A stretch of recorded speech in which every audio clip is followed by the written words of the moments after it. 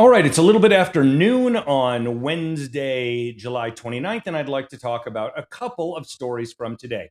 First, the crazy Dr. Fauci hearing at the Senate this morning, in which Dr. Fauci asserted his Fifth Amendment rights in response to every question, whether a substantive question about the origins of COVID or a question like, what color is your tie?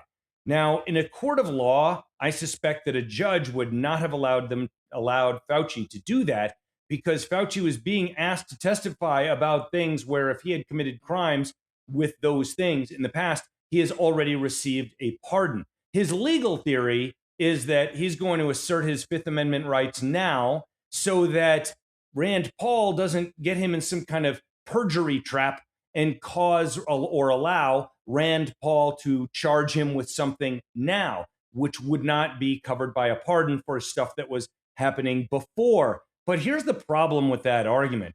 That's an argument that everybody who's ever going to testify about anything could make, right? Anything. And even if you've got immunity or got a pardon or whatever, I think it's a rather weak argument. Now, I don't know if this will get in front of a judge. I don't know how this is all going to play out. Obviously, Rand Paul is mad, and he should be. Meanwhile, Dr. Fauci, I think, takes a significant hit to his reputation, but I also don't think he cares very much. He's 85. He made all the money already. You can tell from the testimony of the Democrats on the committee that the Dems still love him. So he thinks the people who loved me still pretty much loved me. The people who hate me still pretty much hate me. So it's probably easiest just to not answer anything. That was probably what was going on in his mind.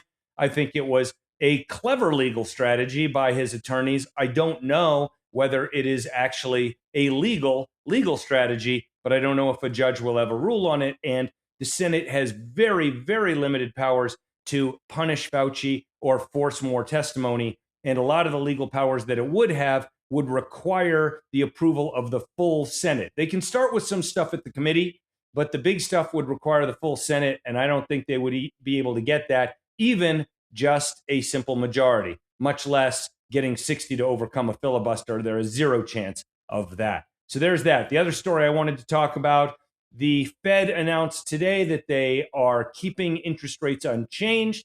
I did say on the show that I predicted they would keep rates unchanged, although I made that prediction with lower confidence than I usually have.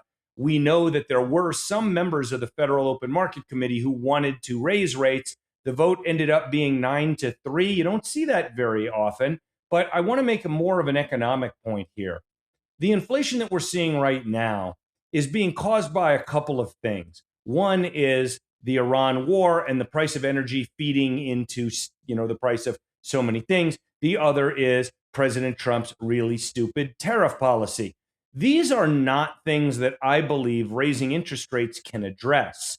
Also, Kevin Warsh does believe that AI is going to cause a boom in productivity that will also reduce inflationary pressures. So I don't think he wants to cut rates right now, even though President Trump would like that, but he certainly wanted to keep them steady. And that is what happened. It's also worth noting that the prior chairman of the Fed, Jay Powell, who remains on the Federal Open Market Committee, voted with Warsh to keep rates unchanged.